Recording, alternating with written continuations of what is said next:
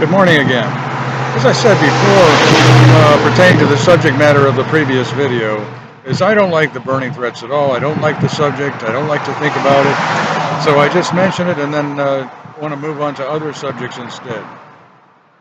And also, as I said, hopefully, the comments said by persons alleging being various officials, hopefully they're only mimics rather than the actual officials.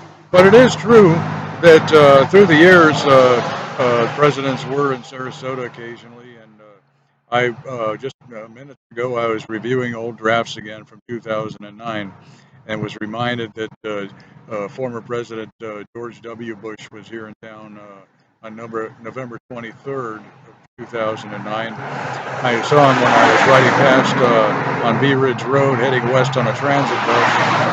He was driving, leaving Incarnation Catholic Church on Umatillo.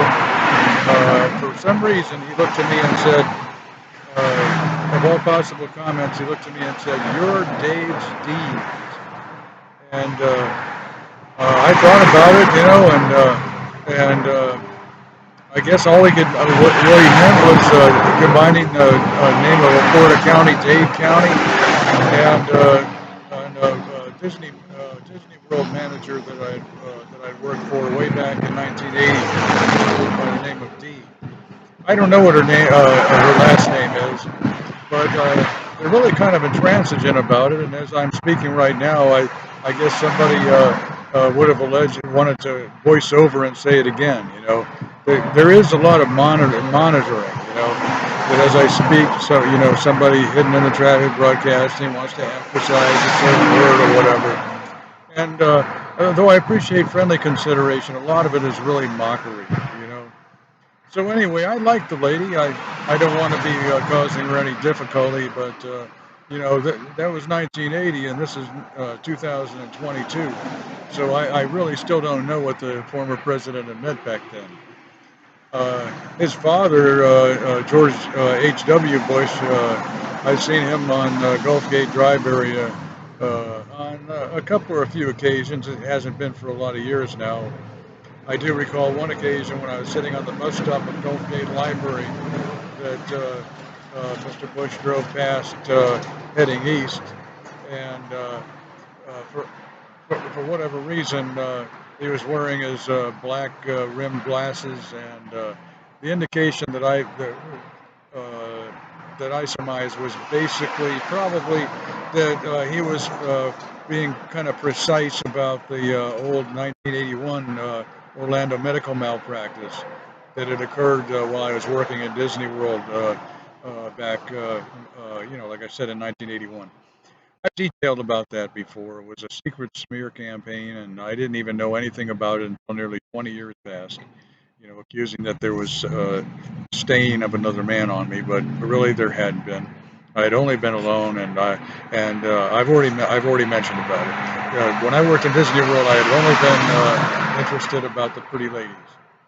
So anyway, another occasion I saw George H.W. Bush on the driveway entry of St. Thomas More Catholic Church, and another worry that I had said before in various reports years since.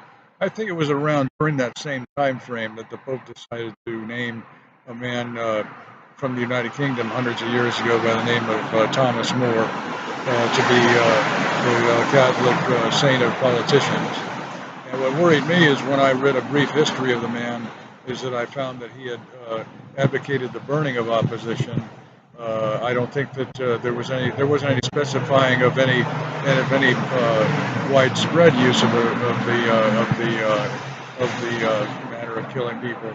But I worry that appointing somebody to be like representative of politicians whom had advocated burnings might be another indication of conspiring these days. So anyway.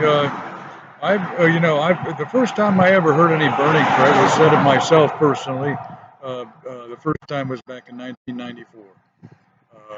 I was preparing to go to Bay Pines VA facility to get some rest, being forced to be homeless for an extended period of time.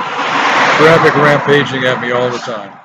So during the weeks before traveling, there were some wanting to try to dissuade me away by threatening that I was going to be burned, threatening that they had some kind of a big open pit in a dump area behind the VA, and that they had a post that they extended across it horizontally, and that they'd use it to roast myself and maybe others. But anyway, I ended up traveling, and the threat didn't happen.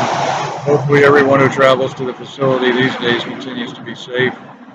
So anyway, I just wanted to emphasize again that I don't like the kind of burdensome threats that I hear, and mostly the people I encounter day to day are all friendly. Well, you know what I report in this mostly, like I've described, is persons that get into traffic broadcasting, blaring from booming, airliner sound, jet sound, etc., car radios. So anyway, again, as I said earlier, hopefully everyone's all right. The reports from myself and others have been sufficient, and people are going to continue safely. And again, hope everyone's having a good day.